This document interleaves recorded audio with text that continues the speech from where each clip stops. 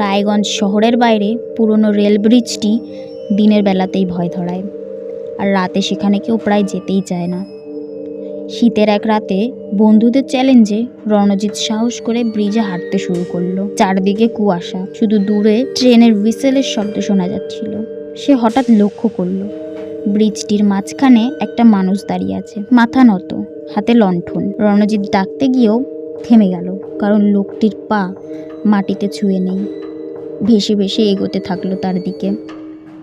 একই সঙ্গে হঠাৎ করেই রেল লাইনের লোহার পাতগুলো কেঁপে উঠল, যেন ট্রেন আসছে, অথচ কোথাও আলো নেই।